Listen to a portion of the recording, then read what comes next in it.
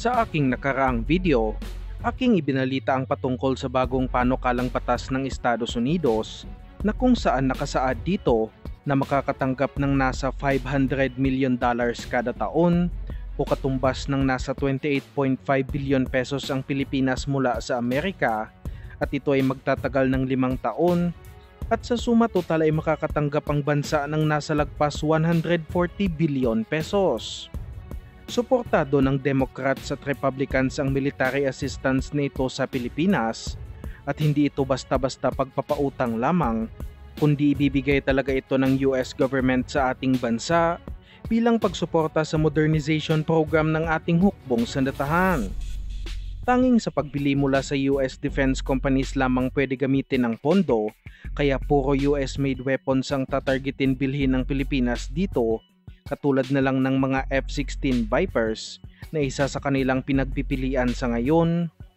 ang M142 HIMARS na tinatarget din bilhin ng Philippine Army ngayong Horizon 3, at ang mga CH-47 Chinook heavy lift helicopters na isa din sa gustong bilhin ng Philippine Air Force.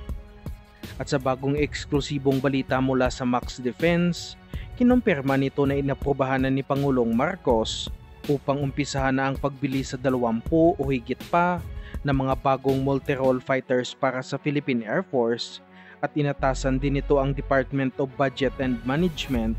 na ihanda na ang pondo para sa pagbili nito. Malaking balita ito para sa AFP Modernization Program dahil ang target talaga ng ating hukbong sandatahan noon ay nasa 12 brand new na fighter jets lamang, at ngayon ay nasa 40 piraso. Marami na ring bansa ang nag-offer ng kanilang fighter jets, at ang maganda dito ay nakahanda ang mga bansang ito na pondohan ang pagbili ng fighter jets ng Pilipinas dahil alam na rin nating gipit sa pondo ang ating gobyerno.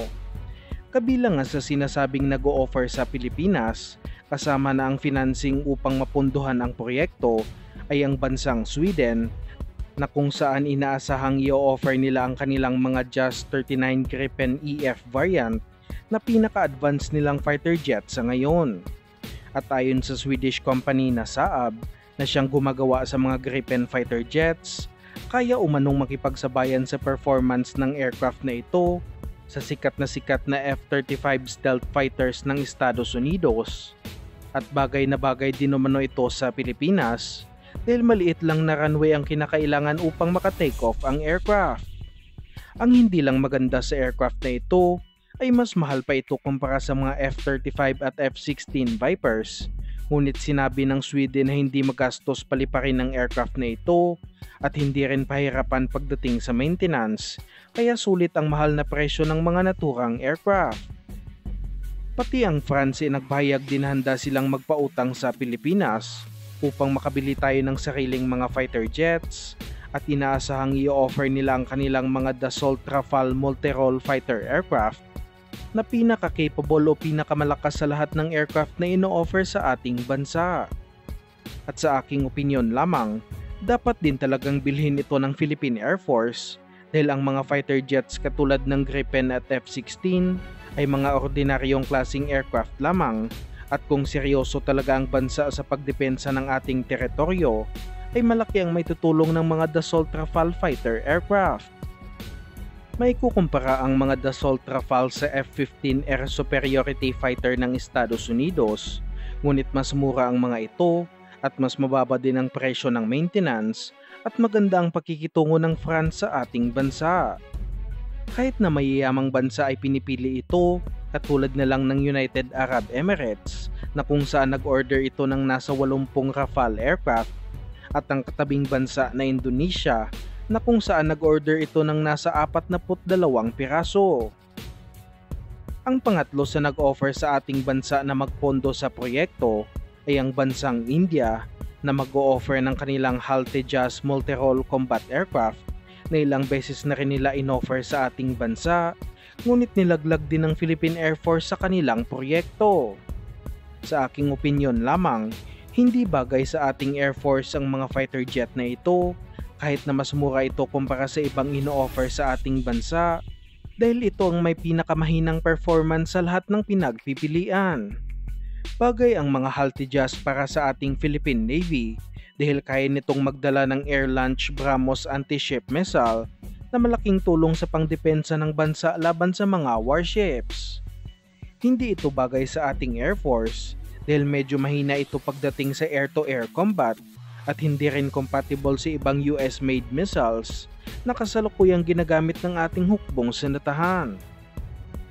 At ang panghuli at isa na rin sa pinakamalakas na contender sa proyekto ay ang mga F-16 Block 7072 o mga F-16 Vipers na gawa ng Lockheed Martin ng Estados Unidos. Ito talaga ang may malaking tsansa na bibilhin ng ating bansa dahil maliban sa handang magpautang ang Amerika para sa mga fighter jets na ito, ay nakatakda silang magbigay ng nasa lagpas 140 billion pesos sa ating bansa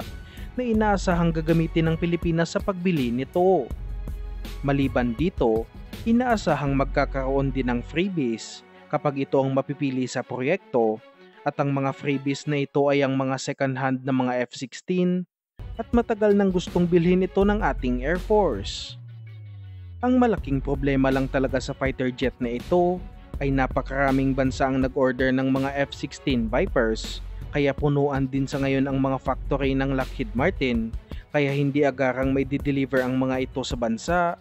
at kailangan na ito sa ngayon ng Pilipinas. Maliban sa 40 brand new na fighter jets, bibili pa ang Philippine Air Force ng mga light combat aircraft katulad ng FA-50 na magsisilbing trainer aircraft bago sumabak sa multi-role fighters at magagamit din si airstrikes laban sa mga lokal na rebelde.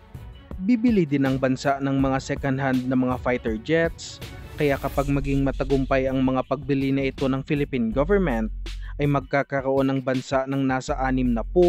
hanggang 80 mga fighter jets at masasabi na talaga nating handa na ang bansa sa kahit anumang pag-atake.